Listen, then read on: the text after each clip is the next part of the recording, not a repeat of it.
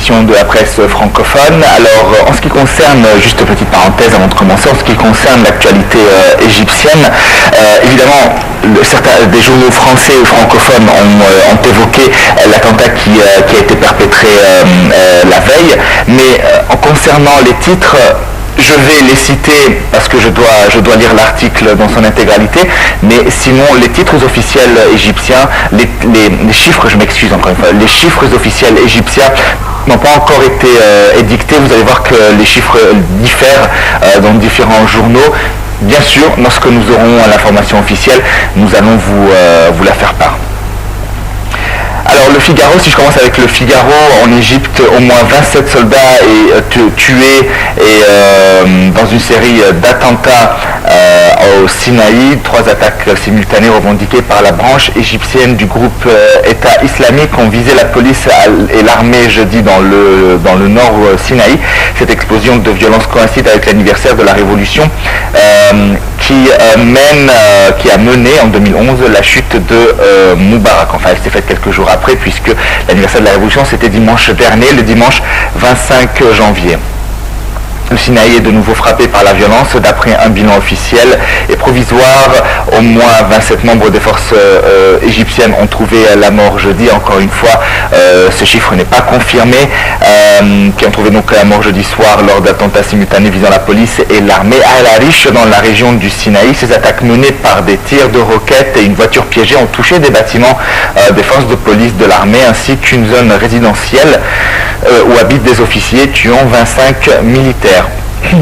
À Rafah, donc Rafah, point de passage avec la Palestine. C'est un commandant de l'armée qui a été pris pour cible à un checkpoint, tandis qu'un agent de police périssait dans l'explosion d'une bombe sur le bord d'une route à Suez, selon la télévision d'État. Les bureaux du journal gouvernemental El Aram auraient également été détruits dans l'explosion. Nous continuons notre tournée de la presse francophone. Je continue avec le journal L'Orient le Jour. La branche égyptienne du groupe État islamique revendique ces attaques, donc toujours dans le Sinaï. Ansar Bet El Moqdes, principal groupe insurgé islamiste du Sinaï, qui a récemment fait allégeance à l'État islamique, a revendiqué les attaques meurtrières lancées jeudi dans le nord de la péninsule égyptienne, donc du Sinaï. Sur leur compte Twitter, les islamistes revendiquent la série d'attaques qui ont coûté la vie à 26 personnes, pour la plupart des militaires. Des tirs de roquettes et une voiture piégée ont touché des bâtiments de la police et l'armée, donc, et une zone où résident des officiers à El Arish, capitale de la province du Nord Sinaï, alors qu'une autre attaque à la roquette a eu lieu à Rafah, à la frontière avec la bande de Gaza. Les attaques contre les forces de sécurité se sont multipliées en Égypte depuis la destitution en 2013 du président islamiste Mohamed Morsi, faisant des centaines de morts. On continue avec le journal Jeune Afrique. L'Union africaine a appelé aujourd'hui à la mise en place d'une force régionale de 7500 hommes pour mettre fin aux abus épouvantables des insurgés nigérians de Boko Haram. Les abus donc de Boko Haram, sa cruauté indicible, oui, son mépris total des vies humaines, ses destructions des biens totalement gratuites sont sans égal, a indiqué la présidente de la commission de l'Union africaine, Dlamini Zuma. Par conséquent, il est recommandé que les pays de la région soient autorisés à porter la force multinationale à 7500 hommes, a-t-elle poursuivi donc dans un communiqué publié à l'issue d'une réunion hier soir du Conseil pour la paix et la sécurité de l'organisation, avec un sommet de l'Union africaine qui se tient donc aujourd'hui et demain, donc samedi, à Addis Abeba en Éthiopie. Je rappelle que le président égyptien a écourté son séjour. Il a assisté à la cérémonie d'inauguration et a écourté son séjour suite aux attentats terroristes qui se sont déroulés à El Arish, donc pour porter soutien à ses forces armées.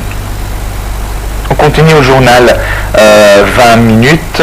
Tokyo juge ignoble les nouvelles menaces de l'État islamique sur un otage nippon.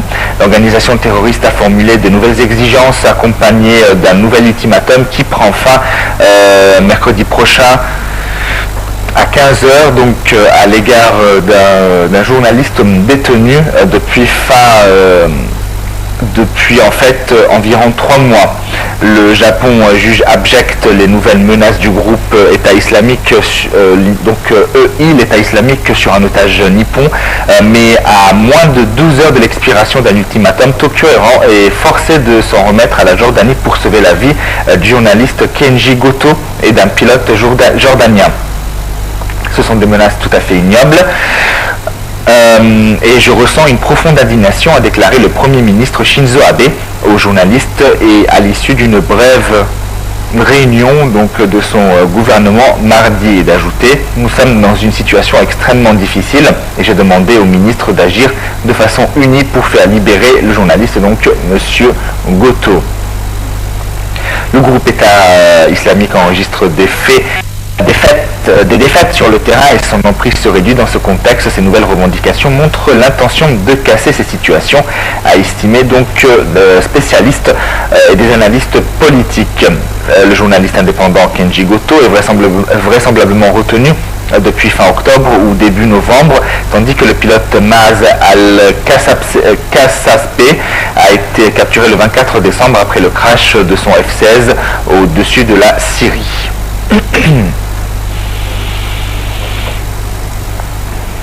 Le journal L'Orient le Jour évoque l'Union européenne qui étend ses sanctions et Washington applaudit. Ces derniers jours, les combats ont gagné de l'intensité avec 5 soldats, 6 civils tués en 24 heures.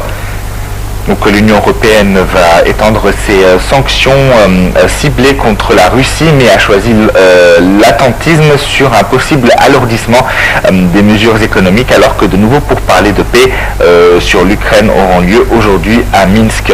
Les ministres des Affaires étrangères de l'Union européenne avaient été convoqués à Bruxelles après la reprise de l'offensive séparatiste pro-russe dans l'est de l'Ukraine, et surtout le bombardement samedi à Mariupol qui a fait au moins 30 morts. Ils ont décidé de prolonger de 6 mois jusqu'en septembre les sanctions ciblées adoptées en mars contre les personnalités séparatistes pro-russes et russes, a annoncé le chef de la diplomatie européenne Federica Mogherini. À l'issue de cette réunion de crise, les 28 ont aussi décidé de rajouter des noms de cette liste noire déjà longue de 132 personnes visées par un gel de leur avoir et une interdiction de voyager dans l'Union européenne. Les nouveaux noms doivent être proposés d'ici à une semaine en vue d'une adoption par les ministres lors de leur prochaine réunion le 9 février.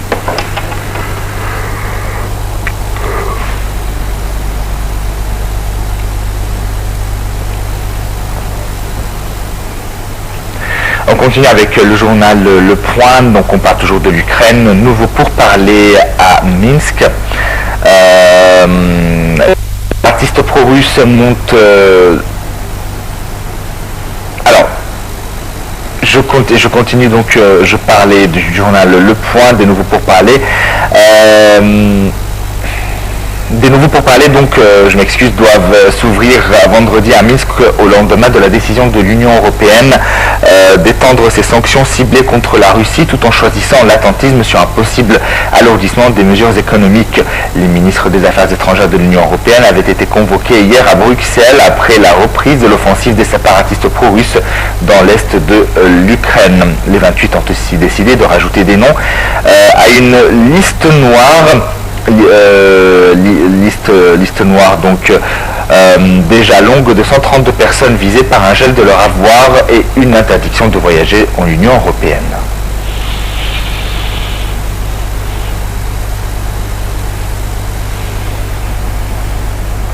En Libye, les prochaines négociations envisagées sur place si la sécurité le permet. Les futures discussions entre Libyens sur l'avenir politique de leur pays pourraient se dérouler en Libye à condition que les conditions de sécurité soient suffisantes, a indiqué donc hier à l'ONU qui accueille actuellement les négociations à Genève. Il y a eu un accord sur le principe de convoquer des futures discussions en Libye à condition que les conditions logistiques et sécuritaires soient suffisantes, a indiqué la MISNUL, la Force des Nations Unies pour la Libye, dans un communiqué 2 jours après la mort de 9 personnes, dont 5 étrangers, dans une attaque revendiquée par l'État islamique. Nous avons annoncé que nous allons participer activement et sérieusement au prochain round de discussions qui se tiendront en Libye, a affirmé le vice-président de la Chambre du Parlement, Salah Al-Marzoum, dans une déclaration télévisée. Il a plaidé pour une participation au prochain dialogue de tous les courants politiques, selon eux, qui s'étaient rendus à Genève, ne représentaient pas réellement les partis conflits dans le pays.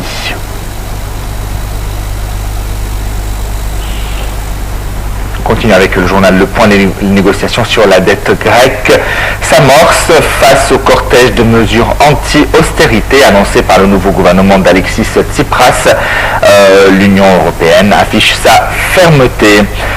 Le nouveau Parlement grec, le nouveau gouvernement grec plutôt, qui a annoncé une rafale de mesures anti-austérité, doit entamer aujourd'hui à Athènes avec le président de l'Eurogroupe des négociations sur la dette de la Grèce au lendemain de ferme mise en garde de créanciers européens avant cette confrontation annoncée avec le patron de la zone euro, Jeroen Dijsselbloem. La bourse d'Athènes a fini en hausse de 3,2% après une chute de 9,24% la veille. Le président du Parlement européen, Martin Schulz, premier dignitaire européen à se rendre à Athènes depuis la prise au pouvoir du ministre Alexis Tsipras, s'est voulu apaisant hier, mais a souligné la nécessité de parvenir à des avancées concrètes aujourd'hui.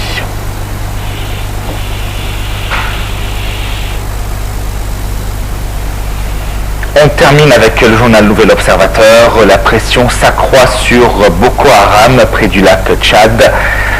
La pression donc s'accroît sur Boko Haram près du lac Tchad. Des troupes tchadiennes ont pris position sur la frontière entre le Cameroun et Nigeria, une localité nigériane tenue par des islamistes et qui a subi des bombardements aériens. Les avancées des troupes tchadiennes dépêchées au Cameroun pour contrer les insurgés nigérians qui se sont emparés de pans entiers de nord-ouest dans le Nigeria et menacent toujours dans le pays voisin, laissé présager hier l'imminence d'une opération militaire. Très critiquée par son inaction face à Boko Haram, l'armée du Nigeria a annoncé avoir bombardé mercredi la localité de Malam Fatori, située à la frontière avec le Niger, près de la rive ouest du lac Tchad.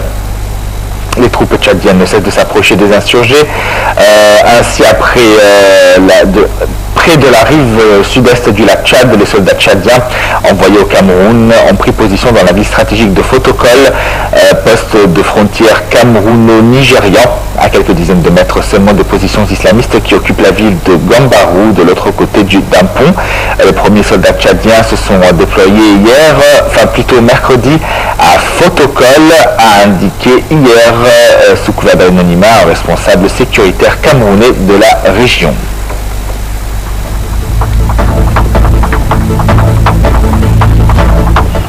Fin de cette édition de la presse, merci de nous avoir suivis. Je vous laisse en compagnie de nos programmes jusqu'à 13h. Ensuite, suivront nos collègues anglophones, et nous reprendrons les francophones à partir de 18h pour un panorama complet. Merci à vous, très bonne journée, au revoir.